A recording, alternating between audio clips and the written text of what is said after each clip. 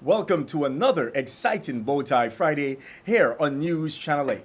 I'm Junior Garcia, and here are some of the stories we have for you tonight. Cruise ship visit, medical marijuana gets the green light, and disability conference held. These stories and more up next on News Channel 8.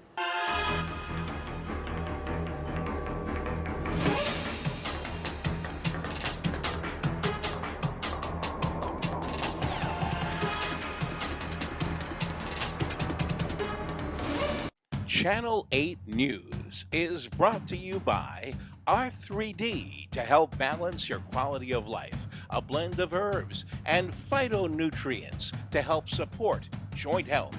Learn more at 1-800-655-6932. R3D. In tonight's top story, the Carnival Valor cruise ship will dock at the Frederiksted Harbor on Tuesday, July 29th from 8 a.m. to 5 p.m.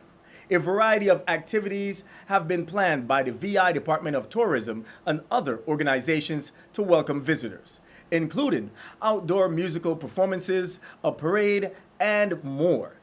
Carnival Valor will also donate 2,000 books to the children of St. Croix during its visit. What a generous thing to do. We look forward to the visit. In other news, an unprecedented development in the movement to legalize the use of marijuana for medical purposes now gives residents the opportunity to vote in November on whether or not to legalize its use in the territory. Here is Senator Terrence Positive Nelson with the details. Good day. I'm your Senator Terrence Positive Nelson.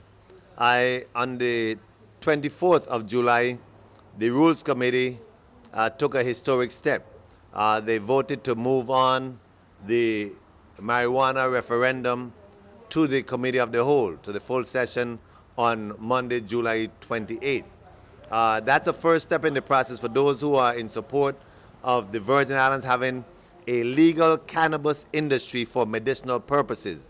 Cannabis is a scientific name for what is commonly known as marijuana. The modern medicine has accepted cannabis as a workable, valuable medicine.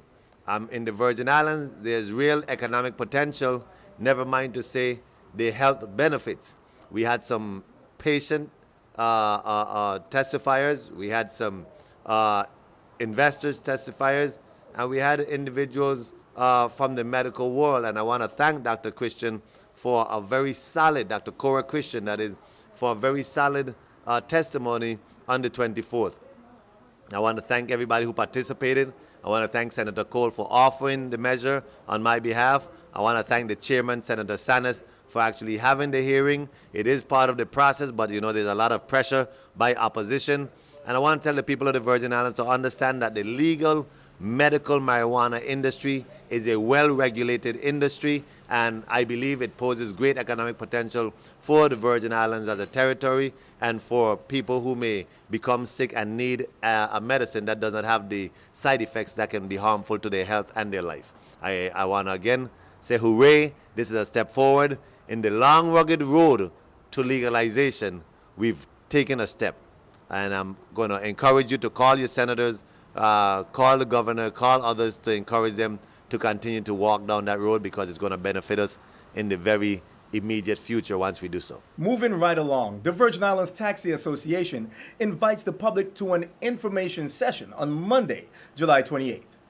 The association president, Marilyn Charles, has the details. Good evening. My name is Marilyn Joyce Charles, better known as Chihuahua.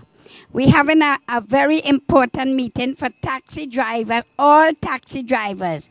We're inviting Port Authority, we're inviting tourism, we're inviting the police, and we're inviting Mrs. Hodge from Taxi Commission. So your presence are welcome because we need to, it's a new ship that is coming in, which is the Valor, and it's Carnival. So we have to do our utmost best to perform on that day. So please come out. It's 6 o'clock at Hannah's Rest, Lacans, behind the Ann Abramson bus terminal. It's 6 o'clock on Monday evening, the 28th. So we need your support, taxi drivers, from all organizations. Everybody is welcome. New tonight, the Americans with Disabilities Act, set place 24 years ago, give disabled Americans significant protections under the law. The territory hosted a conference to commemorate its anniversary, and the conference's keynote speaker, Mario Barnes, shared a compelling personal story of overcoming the odds. The commemoration of the 24th anniversary of the ADA is indeed an occasion for celebration. It is the celebration of a journey for persons with disabilities that many compare to the civil rights movement in the United States. Today, we celebrate progress made towards equality for people with disabilities and embrace this opportunity for Virgin Islanders to learn more about the organizations and services available to assist persons with disabilities in this community. The ADA facilitates full participation of individuals with disabilities in all aspects of the community. And the organizations represented here today have different roles with one common thread: to enhance the quality of life for all individuals with disabilities.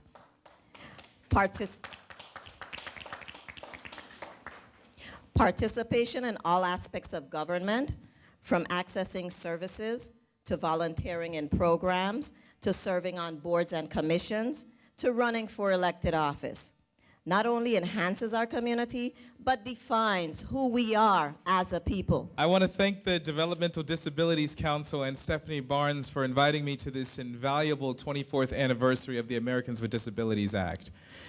Each day, I live the benefits brought about by this piece of legislation, and I'm thrilled to share my story with you. I will tell you what I know for sure. Persons with disabilities can rise to meet any challenge and thrive just like everyone else. I live this. The Americans with Disabilities Act advocates these truths. However, I know that things haven't been as progressive in the Virgin Islands as they have been stateside. But together, you and I can inspire great progress and great improvement. I'm here as an example of what can happen when government and community get behind persons with disabilities. We have much in common. Overwhelming challenges, perhaps self-esteem difficulties, maybe even problems with getting access to service. I've seen it all. But this event celebrates the kind of invaluable provisions and support that exists for the disabled community if only one shows us the way. Now I have a question for all of you, the disabled in the audience and the rest. Have you had times when you felt sorry for yourself? Times when you felt that your disability has ruined your life? Times when you wondered whether you were worth it? Times when you felt no one understood? I have heard your answer to all of these questions. What I also know for sure is that though it might be that way, it doesn't have to stay that way. Very compelling indeed. Stay tuned, we have more news right after this. This is News Channel 8.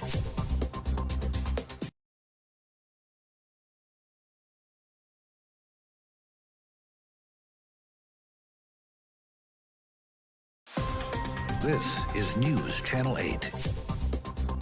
Welcome back to News Channel 8. And now, here is Cynthia Graham with your nightly Caribbean Report.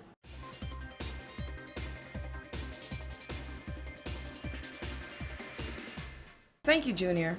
Investigative journalist Mark Besant of Trinidad and Tobago has returned to the island despite the continued existence of threats against his life. Besant initially made the decision to leave Trinidad in May after he received a number of confirmed threats.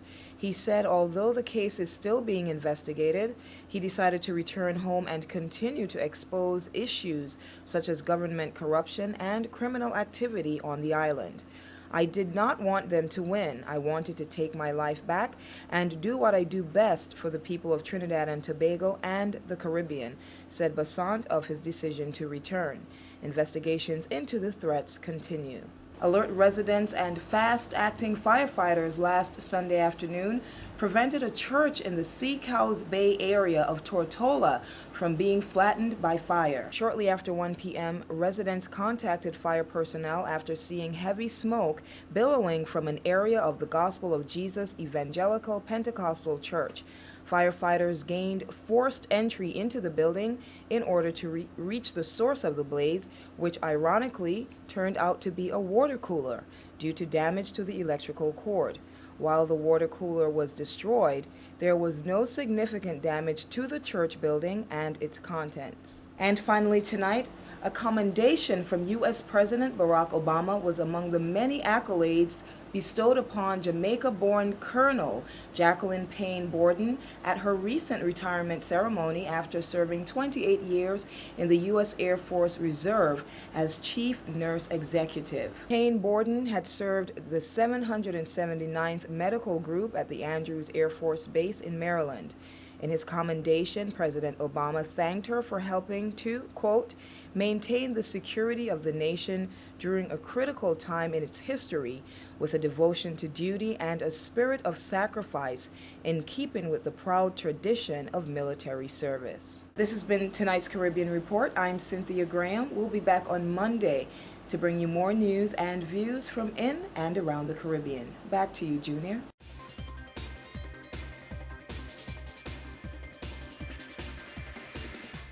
Thank you, Cynthia. You've seen him on our airways promoting his weekly firewalks. Now, here is David the Firewalker in a special feature with local farmer Mr. Balboa. Here again, once again, I have a friend of mine here. His name is Mr. Balboa, and I have some question that I'll be asking him about different fruits. Mr. Balboa, I'm going to ask you some question about the different fruits here. Can you explain to me the different fruits that you have here on the table? Yeah, I have a few varieties of tropical fruits here. This mango is a beautiful, beautiful mango. It's called Hidden. And next to that is chocolate fruit. Some people think chocolate fruit is cocoa. It is not. This is a fruit just tastes like chocolate. It is like a chocolate pudding when it is ripe, and you can do all kinds of things with it.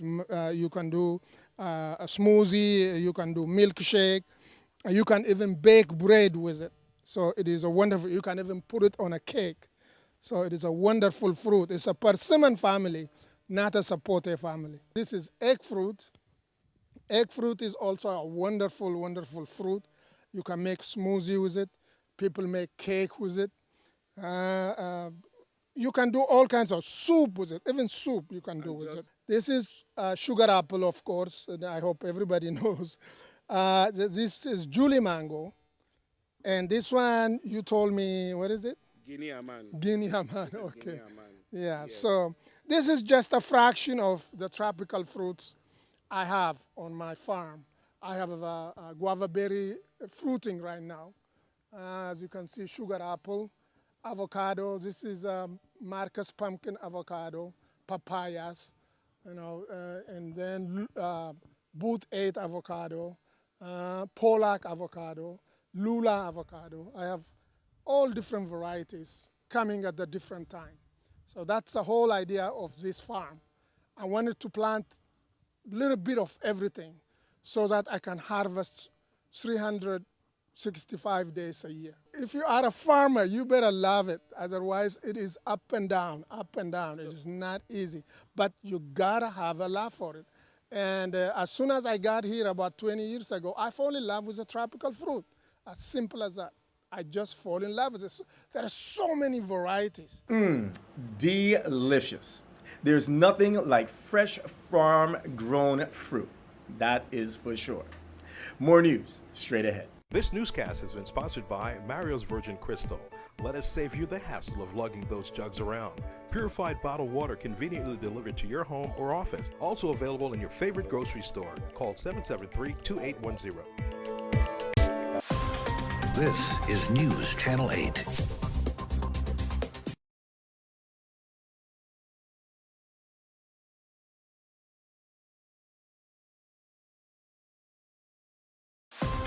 This is News Channel 8.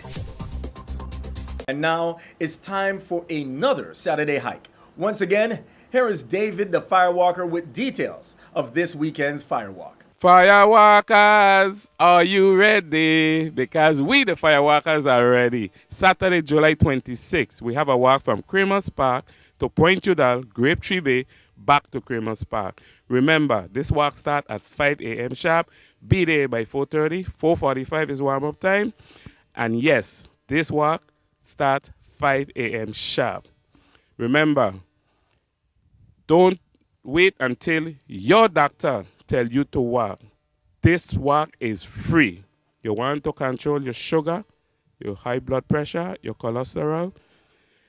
Most important, stress. You need to come on out and walk with us. Walking is very good. It's good for everything. Don't be late. See you there. And finally tonight, the Twin City Over 40 Cricket League will hold some great cricket action this Sunday, July 27th at 12 p.m. at the Shang Ballpark. Be sure to check it out. And don't go anywhere. We have your weather coming up next. Your weather coming up next.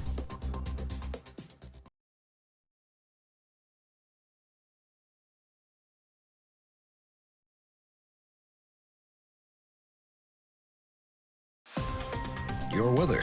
And here's a look at your local weather. Tonight there will be scattered showers, mainly before 8 p.m. Partly cloudy with a low around 73. Chance of rain is 30%. Tomorrow will be isolated showers, mostly sunny with a high near 86. On Saturday night there'll be isolated showers again, partly cloudy with a low around 80 degrees. Chance of rain is 20%. On Sunday, some isolated showers again, but mostly sunny with a high near 86. There's a low chance of rain, only around 20%. On Sunday evening, it'll be partly cloudy with a low around 79. Monday will bring a mix of sun and isolated showers, a high near 86 and a low of 79. Monday night will be partly cloudy. On Tuesday and Tuesday night, there will be more sun and spurts of rain with a high of 85 and a low of 79 degrees. Chance of rain is 20%. This has been Alexis Barnes with your Channel 8 News Weather. Thank you very much for tuning in. It brings us to a close of another fantastic Bowtie Friday. Do not forget to like us on Facebook at WSVI-CH8. And you can also follow us on Twitter at WSVI-TV News. And be sure to subscribe to Channel 8 on your YouTube at WSVI-TV News Channel 8. Watch us on your computer, plus use the free Dish Anywhere app to DVR us and see us anywhere in the world, on your smartphone or a tablet. I'm Junior Garcia, and World News is up next. Good night, Virgin Islands. Channel 8 News is brought to you by R3D to help balance your quality of life, a blend of herbs and phytonutrients to help support joint health. Learn more at 1-800-655-6932. R3D.